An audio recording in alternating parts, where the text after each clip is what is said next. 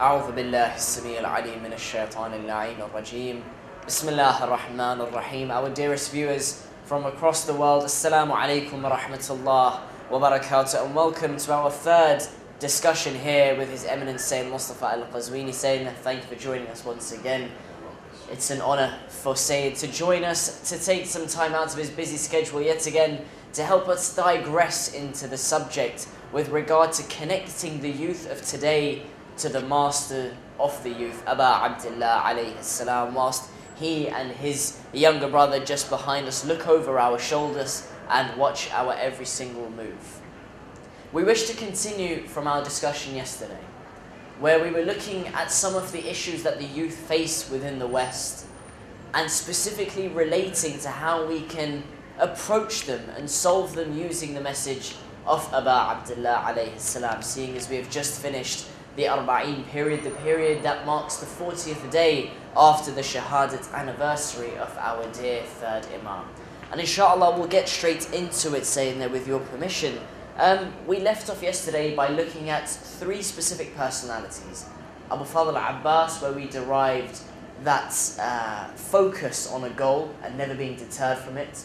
We moved on to Ali al-Akbar and his ability to connect and assist almost his father in every step of the way and to never be swayed from that. And then finally we looked at Hazrat Qasim, which we said age 13 or so, around that age. I mentioned the narration or some of the thought tracks. Some say that he was ready to get married or did get married. Various different people say various different things. But we then connected that to the youth of today in the West.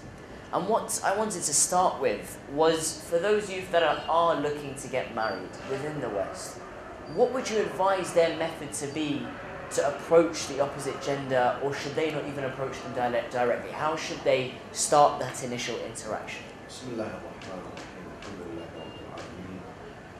والصلاة والسلام على سيدنا محمد وأهل بيته الطيبين الطاهرين. In the name of Allah, the most merciful, the most compassionate, and may the peace and blessing of Allah subhanahu wa ta'ala be upon His Prophet Muhammad and his pure and immaculate progeny and family, and may the peace and the blessing of Allah be upon you and our dear viewers worldwide. Assalamu alaikum jami'an wa rahmatullahi wa barakatuh. Classically, when we speak about Al-Qasim ibn Hassan,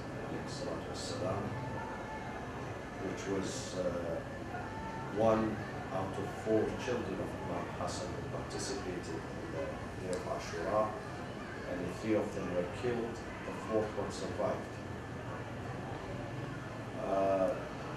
When we approach him, when we speak about him during the Ashura nights, most of the speakers in various languages, they address the issue of marriage and family, the institution of family in general.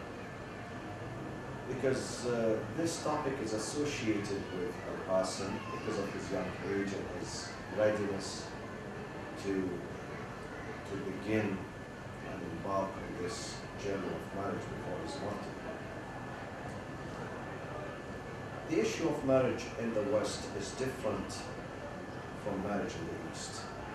In the East, whether it's in the Indian subcontinent, in Africa, East Africa, in the Middle East, in the Arab countries, still the institution of marriage is still traditional institution, meaning that most of the time the family gets involved in choosing the spouse for their son or their daughter.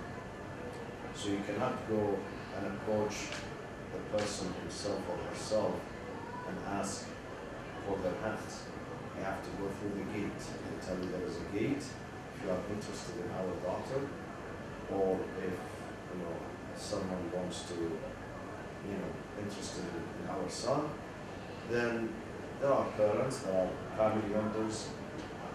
And in some cultures, like the Arab culture, not only the parents are involved, even the uncles and the cousins. Wow. Yes. Many gates. Many gates, not only one. So they have something like a family convention where they get together and they decide, whether their daughter should marry this person, especially if that person is a stranger, not from the same family or the same tribe. In the West, it's different. In the West, the life is completely different from the East. And that means it entails different rules and different customs and different regulations, especially when it comes to establishing family.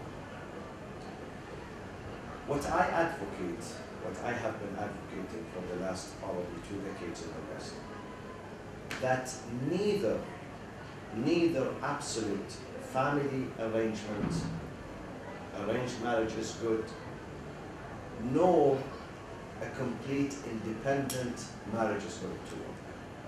We have to have the combination of the two. Because each and every one of these has its own advantages and disadvantages. What I advocate, I say that marriage is a relationship between two, no doubt about it. But then, in Islam, marriage is a relationship not between just two individuals, two hearts, two souls, but two families. Two families that get together. This is why we use the term in-laws. This is your father-in-law, this is your mother-in-law, this is your mother-in-law. So it means that you have a connection not only with this bride, just with one person, or with the groom, but you have a connection with the entire family, which is something good. It brings, it solidifies your marriage. When there is a consent between two families, a relationship between two families, that marriage is going to remain strong and healthy. Whereas when the marriage is only between two individuals, they just decide, and sometimes they rush into this decision. It stems from emotional factor, not intellectual factor, emotional factor. That marriage is going to collapse. And this is what we see most of the time in the West, in the Western culture, which has the highest rate of divorce in the whole world. In the West, in Europe, the average rate of divorce in Europe is about 50%. The average rate of divorce in North America is 70%. 70%, which is a very frightening. This is because two individuals, they get together, maybe at the school, maybe at the pub, at the nightclub, at the restaurant, at the beach, here or there, and then they fall in love and they decide to get married without consultation. I would not call it interference. Interference bears some negative connotations, but I would call it consultation. Without the consultation of family members, and unfortunately after a period of time, they both decide that this relationship is not working. So what I am advocating is that we need both elements to be involved in the spousal selection. You need the two, they have to get together, they have to like each other, they have to understand each other, they have to research about each other, they have to approach each other, they have to have enough time to really understand each other and become familiar with each other. So they connect and they leave no room for any hesitation or doubts or suspicion before marriage. But also they need the second element, which is the family blessing. They need the family blessing. Many of the young people, they come to me and they say, this is my life. It has nothing to do with my mother. It has nothing to do with my father. This is my life. I don't want to live with my parents. I tell them, yes, you might not live with your parents. At the end of the day, this is your biological father, this is your biological mother. You will go back to them. And this is what I see. As soon as there is a little bit of rift and conflict between the husband and the wife, they go back to their parents. Yeah. So you need them. You still need them. You need their emotional support. You need their spiritual support. Sometimes you need their financial support too. So don't eliminate this factor and say, this is only a relationship between me and my wife, and no need for my parents to interfere. This is not interference. This is consultation. Because young people sometimes, they look at things from certain angle. especially when they fall in love. Amir al-Mu'mineen has a very beautiful description of a person when he falls in love. He says, if someone falls in love, man ahabba shay'an a'ma basar. His eyes becomes blind. So he sees what he likes to see. Are you with me? I'm with you. He sees only what he likes to see.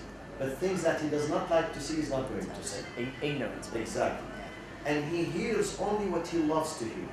But things that he does not love to hear, he's not going to hear. So that person becomes confused.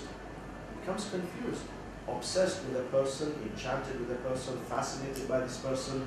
So there is no room to say, but wait a minute, let me check these points or these areas too.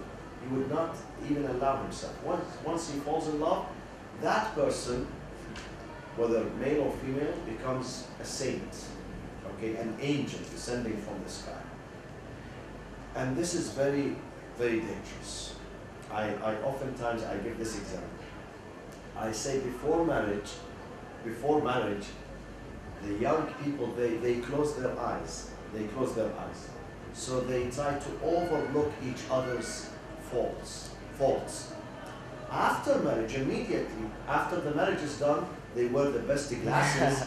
So they go and check on each and every, mistake or whatever, error here, or this is wrong. Actually, we have to do exactly the opposite. Before marriage, be very careful, open your eyes, study the case, keep your emotions aside, incorporate your reason, ask your parents. Maybe your father is not a graduate of a prestigious university like you, Maybe he was born in India, in East Africa, in Iraq, in Afghanistan, and in somewhere with little education. And maybe you are the graduate of the best university. You have a PhD, okay? But that does not mean that in this particular field, the marital life, the social life, the institution of marriage, your experience is better than your father's experience. Because the sources of knowledge and ma'rifah are two. One is the book, when you read. The other is the experience in the street, in the life, in the marketplace. So you gain knowledge. So some young people, unfortunately, they try to ignore and override their parents' opinions, for instance, or suggestions. They tell them, leave me alone, I know what I'm doing. And unfortunately, after a few months, he will find out, or she will find out, that this was not the right relationship. And then she comes to her father's crying, to her father's house, oh, Daddy, help me with this guy. So I think two elements are really crucial. One, yes, your independent view, your own effort to understand and discover the opposite gender. This is very important. Don't allow your mother to do that for you.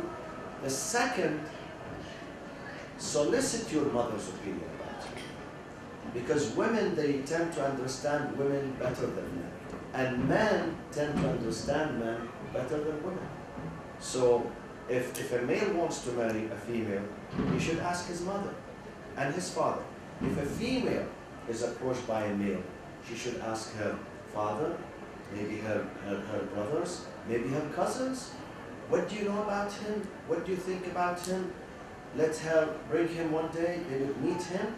And then Amir al-Mu'mineen has a beautiful hadith.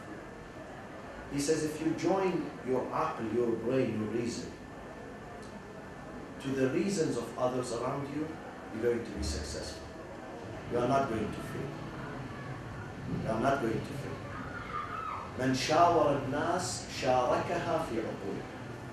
Regarding any matter, whether marriage or business or anything else, when you consult with others, you are sharing their brains with your brain. And most likely, I'm not saying 100% you're going to be successful, no, 90%. 90%. Most likely, you're going to be successful because you are consulting other brains, other human brains. Maybe you're looking from this angle here, another person is looking from a different one. He's looking, he's seeing things that you don't see from this side. So both are important. Family consultation and the independent choice. Independent choice. Because in many cases I've seen, still today notice, some parents, they try to impose on their children the decision is, the decision of the spouse. Yes, yeah. They really, or they bring them one. Okay, I want you to marry this guy because I love him. Maybe you love him, maybe he's a good guy, maybe he's a good friend to you, but he's not going to be a good husband to your daughter. Or she's not going to be, maybe she's a very wonderful girl in the community, but maybe their characteristics are different. There's no match between them. Oftentimes we say, well, this man is so great, you know. I wish, for instance, he would marry my sister, my daughter. But maybe that would not work. He's so great in this field, but not in that field. Yeah. Then we have to consider the matching also. The matching is very important. Although Allah subhanahu wa ta'ala tells us in the Quran, He promises us that if your intention for marriage is really pure, is for the sake of Allah, Allah will enable your hearts to get together. Allah will bring the hearts together. Maybe before marriage there are differences, you know, but Allah is going to reconcile these differences and blend these two souls together and make them one soul. SubhanAllah. So, I think we're getting a further understanding into this, but swing it even more to the West now, the approach. Would you say, you've mentioned, okay, it's family and independent. What's the practical method of doing that? Should one, at university have their eyes peeled in the Ahl-Bayt societies? A lot of people have a big qualm about this, the Shia groups that are set up within universities. A lot of people say, no, it's just not a time for you to look for your spouse, leave that to your parents. And others say, well, I'm at the marital age, there are others there. Are you speaking about the marriage age or the place where we find the spouse? The place where to find the spouse. The shopping place. If you like. There are many venues. Universities definitely are one of them. Maybe what we do in California, summer camps. We have summer camps. Yeah. This is another venue which we were successful in matchmaking. Is that a summer camp with the intention of setting people up, or? Not entirely. One of the reasons. Okay. But it's mostly education. Sure. Mostly educational. We have spiritual programs, educational program. We have sport programs. But one of them is also for those who are seeking the future spouse. Sure. And Hajj trip, Ziyarah trip. In the groups there are mixed groups. People who travel. I've seen people who met each other during Hajj season. Both were single, they went to Hajj, and maybe in the same group or from a different group, they were able to find the right person. So there are many venues. So I think you asked me about what are the practical steps. Yes. In the West, because the culture allows us, we the Muslims, to see each other. Okay, there is no total segregation like the East. So you can see each other there. I think if they see each other, maybe they have a little bit of chat, okay? They can observe each other from far, and then the second step, they go to their families. Yeah, straight away. For instance, let's say this is a single man here. He's 23, 24 years old, 25 years old, and he wants to establish a family. When he sees one or two outside, he will go and tell his sister, his mother, his father, someone in the family, that, what do you think of them? That's the second step. If they give consent, if they know that family, or maybe they don't know them, they're going to inquire about it. Mm-hmm. They have to inquire about it. Because many, unfortunately, I have seen many relationships that collapsed within a few weeks, because of the fatal mistake that they overlooked before marriage. They did not investigate enough about the future spouse or the family. They did not. Maybe they asked one or two people, that's it. They rushed into that relationship. The Prophet ﷺ says, be careful be careful. When you want to marry, look at the family, look at the environment, look at where this person, whether male or female, where were they raised? Who was the mother? What was the environment at home? You know. فَإِنَّ الْعِرْقَ دَسَّاسٌ. The Prophet says, because the genetic influence is so deep, so powerful. Sometimes the father is good, the mother is good, one of the brothers is not good. Maybe sometimes the grandfather was not good, the father was good, but the grandfather. Yeah, the Prophet says dassas. It means deep. It passes generations. Some bad qualities, they really pass it through several generations. Maybe they skip one generation, you know, and then they reappear. So, and the same thing with the good qualities. Good qualities also. So be careful and study this case. Study. Now you may tell me, but in this case, no one is going to survive. Yes, I agree with you. Glasses are too strong. Yeah, it would be really very, very, very difficult, but not impossible. Sure. Not impossible. And what I, suggest is that don't take the issue of marriage lightly.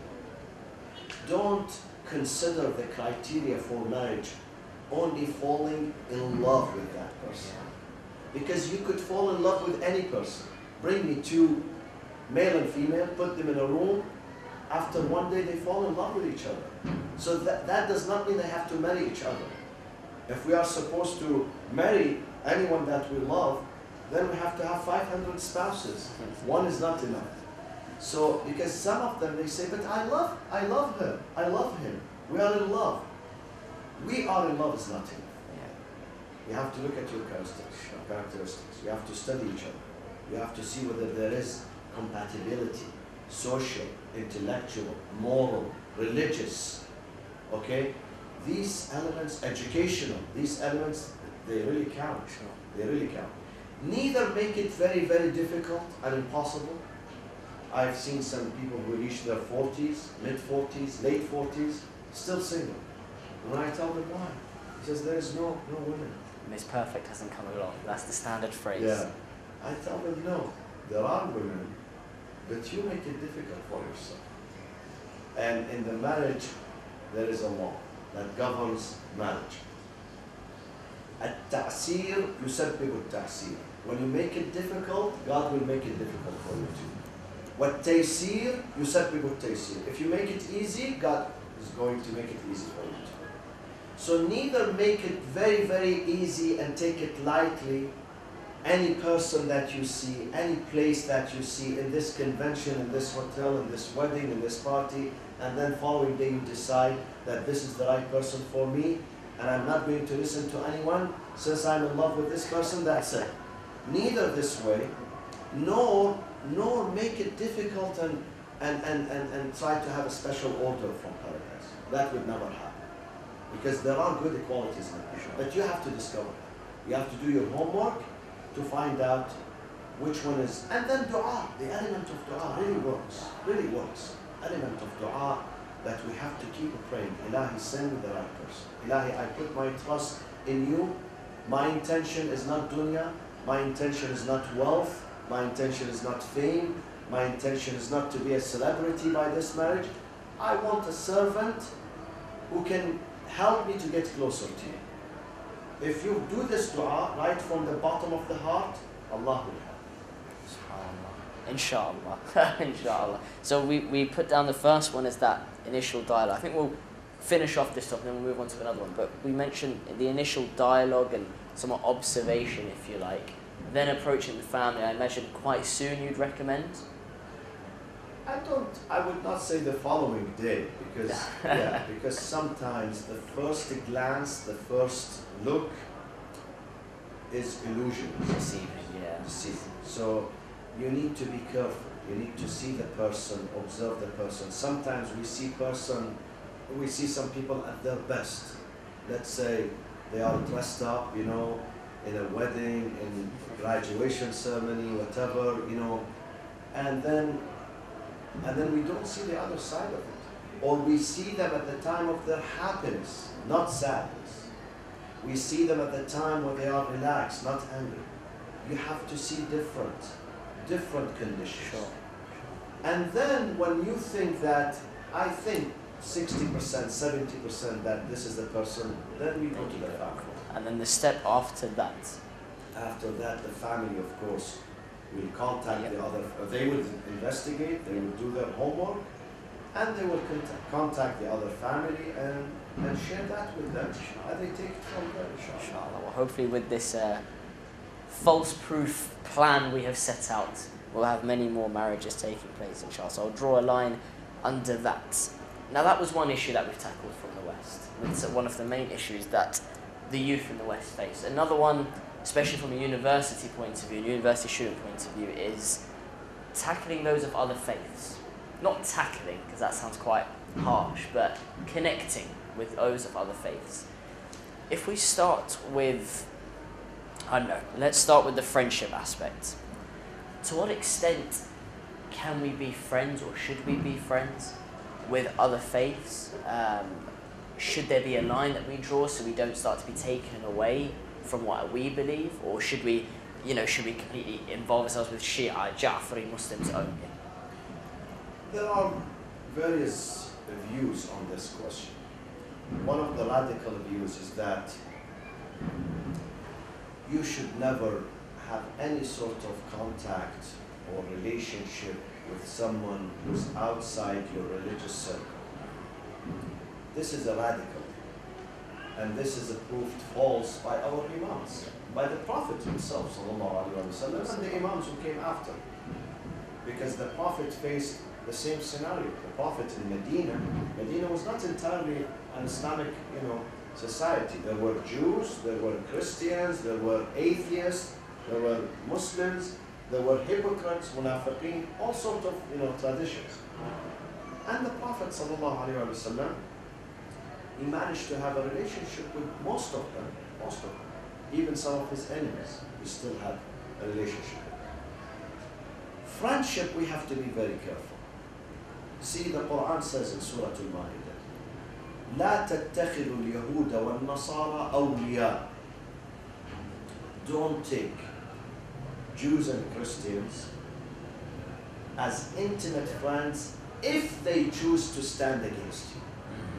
If they choose to stand against you, then you are not allowed to be on the side of your enemies.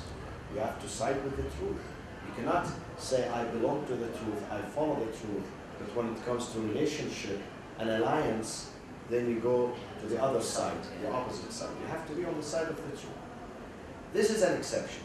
Other than that, Allah says in Surah Al-Mumtahan, in the Quran, لا ينهاكم الله عن الذين لم يقاتلوكم في الدين وَلَمْ يُخْرِجُوكُمْ مِنْ دِيَارِكُمْ أَنْ تَبَرُّوهُمْ وَتُقْسِطُوا إِلَيْهِمْ إِنَّ اللَّهَ يُحِبُّ الْمُقْسِطِينَ. God does not forbid that to be nice and kind to the people of book who did not harbor any hostility against you. They did not drive you out of your land. They did not confiscate your property. They did not declare war against you. They were just neighbors. God does not say, don't be their friends. He doesn't say, la ilaha. He does not forbid you from becoming their friends. Be their friends, be kind to them, be good to them. So, this is what we learn from the Quran and the Prophet and Ahlul Bayt. We live, whether in Britain or France or Germany or Denmark or Canada or America or South America, the Muslims are a small minority. We live within a bigger culture. Most of them are either Christians, Jews, Buddhists, Hindus, whatever. People of book and people of the non-book people, which is they don't have the divine scripture. How do we deal with them? We deal with them on the basis of justice, respect, and equality. Now, do we go further to get married with them? No. We are speaking about friendship and dealing with it. Because a friendship has also levels, several stages and levels. So to be friend with them in the school, in the business, field, in the marketplace, in the company, in this office, in that office, outside in the neighborhood, it's okay to be there. But be careful, be very careful not not to fall under their influence. Okay. Because some people, they come in the name of friendship, they come to your house, they befriend you, your family, your kids, and slowly, they're going to bring their own agenda, their own book, their own doctrine, their own whatever. And they start to brainwash. And if some Muslim families are not deeply rooted in their Islamic knowledge, they're going to lose. And I've seen this. I've seen it in America, that some Muslim families, unfortunately, who came to the West, they migrated to the West, without strong religious background, without strong intellectual and religious background, they lost their ground. Yeah. They converted to other religions. So there is a danger here. But if you are sure of yourself, your aqidah, you are well versed in your religion, in your tradition, in this case, you can also have debate with them. Yeah. You can have discussions and debates about Islam and Christianity and Judaism and God and whatever, and monotheism. There is no fear. But if some people, they really are not sure of that, then they should not venture into that area. But treating them in a nice way, in a kind way, this is what Islam is asking us to do. Sure. Islam is instructing us. One day, a person comes during the time, the reign of Imam Ali alayhi salam, in the city of Kufa, the capital of Islam is here in Kufa. So a Christian came all the way from Basra.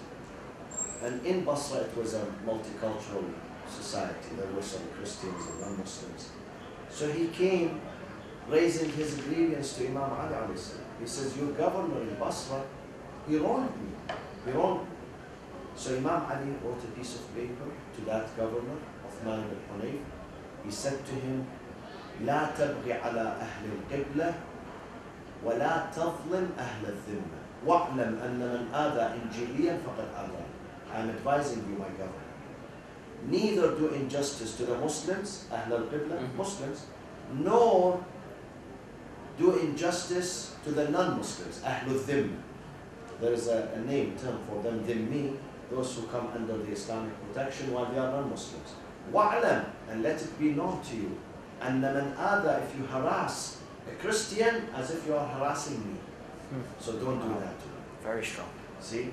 So, and this is the religious freedom in Islam, during the time of the Prophet, during the time of Amir al-Mu'mineen. Nowadays, they are killing the Christians.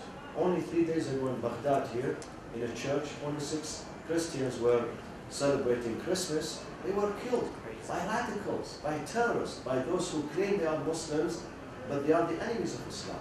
This did not happen during the time of the Prophet, during the time of Imam Ali. Even at later times and ages, Muslims, they enjoy the freedom. Actually, I remember a saying of one of the foreign ministers of Israel back in the 50s. Israel was established in 1946. So this foreign minister was back in the 50s. He wrote a book about Israel and the Jews. He said the only time that the Jews experienced absolute religious dignity and freedom were during 2 periods. One, now because we have America backing us, so we have Israel. The second time, under the rule of the Muslims in Spain, Andalusia, Spain. There, the Muslims, they ruled Andalusia, but the Jews, they enjoyed total freedom.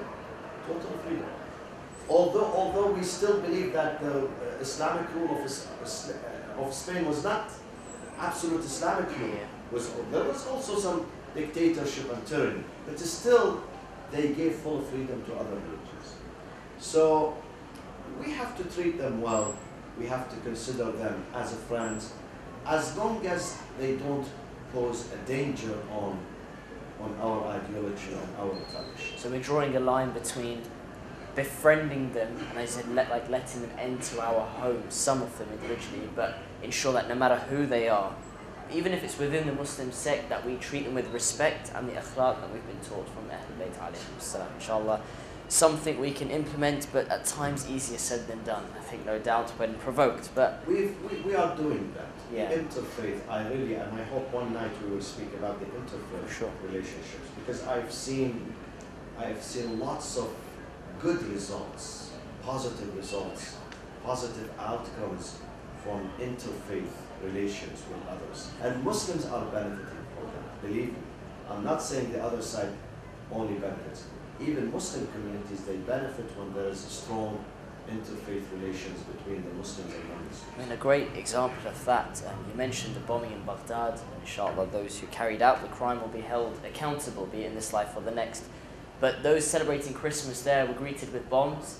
Those who were celebrating Christmas in the north of London, an area called Harrow, a local mosque there actually set up a visit to their local church for the mass, and they've done this for a number of years now. And as you said, packing gifts to the kids and stuff, it really helps that community vibe, community bond. You know, we hope to see that echoed in all areas of the world, inshallah.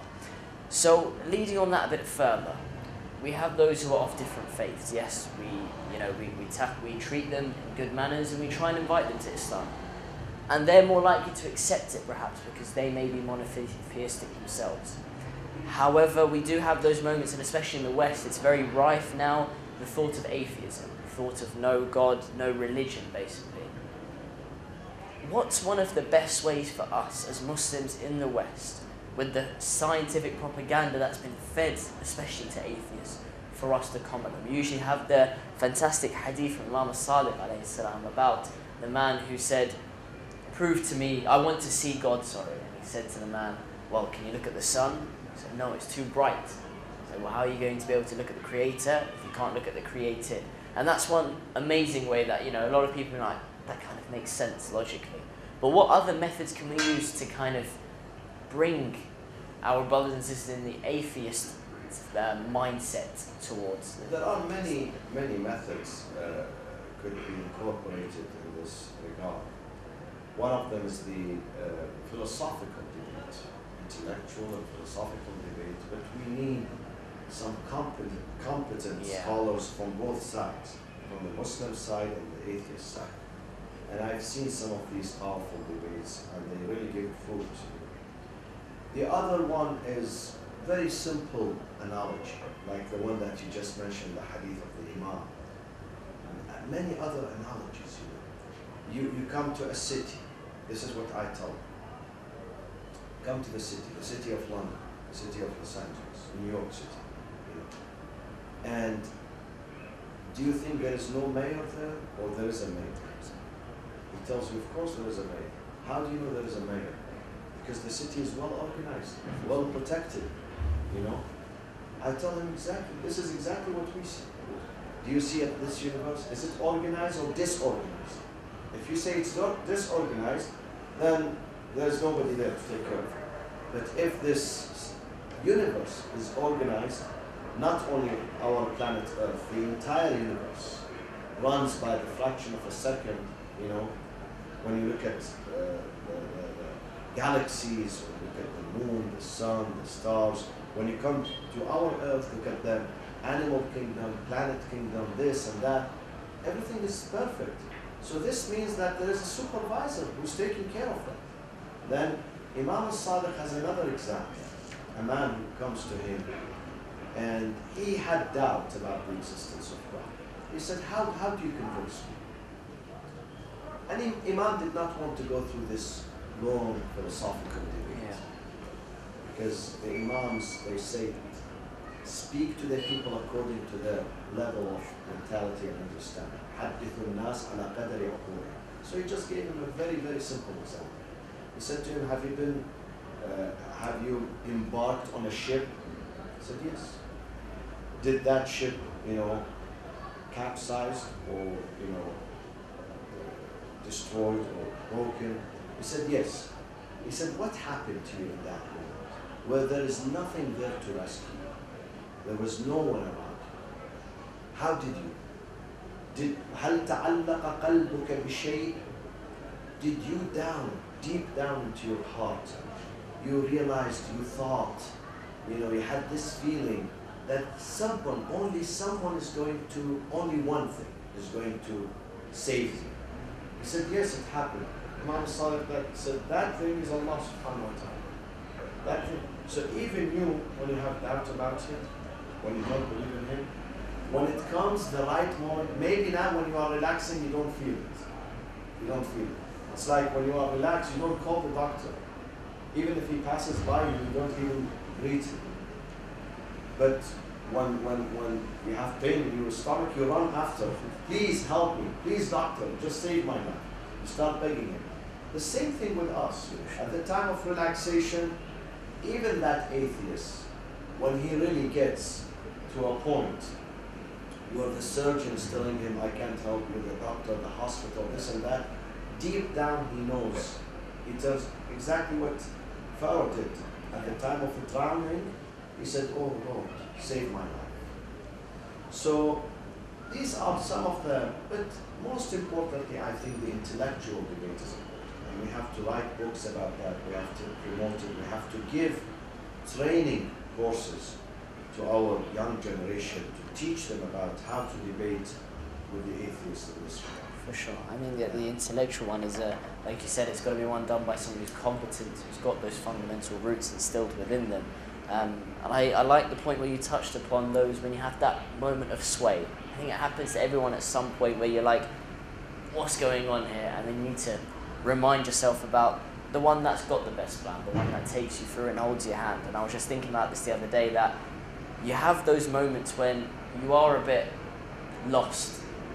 And we have this event that took place behind us. And you think, how many of them, absolutely none of them had that moment. Why? Because they were so firm on that rope of God. But some of us, we're not so firm. And we just need to think back to them, how they climbed back up every single time they took a knock. And inshallah, we can implement that too. Another aspect of tackling the atheists, and even non-Muslims in general, that I found of much benefit is one that you mentioned with regards to the behaviour. And nowadays we see a lot of people when there's an idea that's against what they think. So someone's like, oh no, there's more than one God. And the reaction is just, you know, abuse almost, an outburst of abuse. Is there any justification for that kind of outburst if someone keeps probing at you? Yeah. The Holy Quran keeps reminding us, ادعو إلى سبيل ربك بالحكمة والموعظة الحسنة. Keep your emotions under control with people that you are debating with, even if they deny the existence of God, even if they curse God. Don't lose, your temper, and use the best method, the best approach.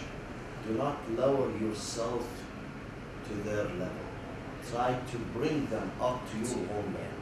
This is the Islamic strategy in debating others. Some of them, one day a person comes to the Prophet and he kept asking him questions one after the other. The Prophet realized that this man, he really doesn't want to know the truth. So he said to him, Sal mustafhiman wa la tasal muta'annita. If you want to ask me, if you want to inquire, I am ready here to sit until tomorrow morning to answer your questions. But if you want to debate with me arrogantly, just to defy me, to prove that you are right and I am wrong, sorry, I don't have time for that. So here, what is the limit we can go? Where we can go in our debates? We can go to a certain extent with those people, whether they are atheists, non-Muslims, whatever. And after that level, we are not allowed to go. If we realize that they are treating us in an arrogant way, and their intention is not learning, their intention is just fighting with us. Yeah. So we are not allowed to continue on that. But inshallah, in the upcoming session where we're going to have, we really must discuss ways of da'wah, preaching. Very important. Very important, whether at universities, Islamic centers, in West in general. I think we should discuss. There are ways. How do we attract the West to Islam? Yeah. Do we have to do that? And if we do that, if we have to do that, How do we do that? How do we conduct that? What is the best method that satisfies Allah subhanahu wa ta'ala, the Prophet and Ahlul? Sure. Someone mentioned something very similar where they said, even amongst our own Muslims, the ones that are coming away from, unfortunately, the way of Shia Islam, it's usually down to the fact that they don't have an identity with them. You know, communities where they've left their homeland and they're just lost almost. They're aliens in that area of space and they've lost their identity.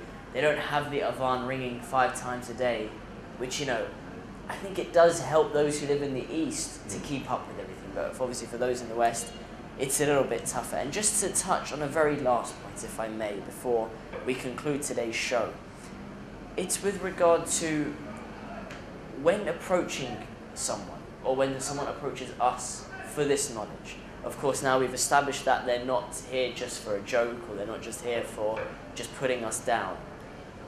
What's the most, what's the most powerful tool that we can use if we have just a few seconds to put an impact on The director is telling me that our time is up. Inshallah, and I need we'll really to elaborate on this, and it will take at least 10 minutes to answer for sure. Okay, we'll tackle this one in the next one altogether, inshallah. But Sayyidina, thank you very much for your time once again. May Allah bless you. And please do join us for the next set of shows.